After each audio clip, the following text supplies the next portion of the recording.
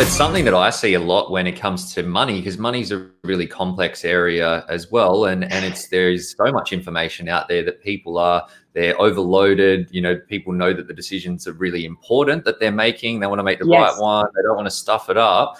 And then they end up, we talk to people, they think about doing stuff, then life gets in the way, and then they're missing opportunities to actually be getting results and outcomes. And then it just ends up, then we have a conversation 3 months later, 6 months later, 12 months later, and they're still in the same sort of position. So what's the key there? How can people, when they're, trying to focus on something important like money, for example, to actually cut through and but I suppose figure out what they need to do to take action? I think you've hit on a really important point there, where you say that we don't want to stuff it up, and it's important and it's big. So one of the things I talk about in art is the meaning that we give to events and the meaning we give to activities, that sometimes we're doing things because they have a big meaning for us, but they might not really deliver big results.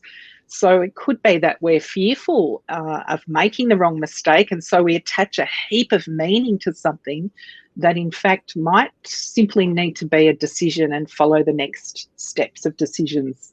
I tell the story of Ruth, a friend of mine who had to buy a car, and this was during COVID lockdown, so it was pretty tough anyway to be able to buy anything, even a bunch of grapes at the supermarket.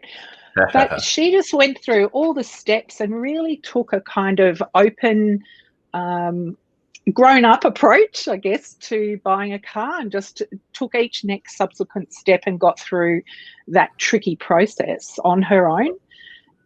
Versus, some of the other tricky stuff that she's worked with. One was having to write her will for the family trust and the family's finances, I guess, entrusted to her. So the meaning connected to that was way bigger. It meant so much more. It held so much more responsibility. And of course, the one she got overwhelmed with was not the car, but the will. And in terms of the time commitment and the cost, they're quite different. But it just goes to show the meaning that we attach to things can often contribute to our emotional response to them. Right, and so applying that to money, because it is a really common challenge. What would be your advice for someone that was, really struggling with, making some big decisions, maybe an investing decision or property or something like that, to actually, cut through that and make it happen? Yeah, well, the idea of dealing with overwhelm, if you're overwhelmed with information or overwhelmed with the emotion, is to use a technique called sense making, which is to externalize our thoughts out of our head. So instead of everything buzzing around here at 3 a.m. when we're trying to sleep, or first thing in the morning, or late in Friday night, is to take notes, write things down, sketch something out on a piece of paper. It's to externalize your thoughts. I was just doing it before with a waffle of stuff that was on my mind. And as soon as I got it out there, the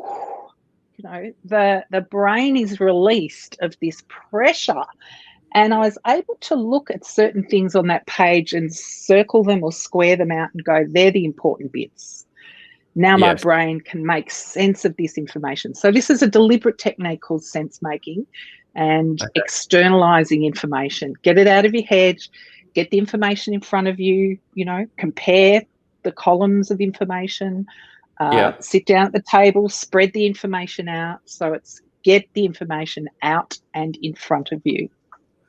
Right. It's I think that people can learn a lot with that when it comes to their money, because it's I think that, one, what's important, but two, like, where is the risk? And sometimes we tell ourselves stories and it's maybe not a complete story or not all of the facts. So there you go, guys. For anyone sort of following along, write it down, figure out what's important and what's not, what's real, and then that gives you a starting point as well.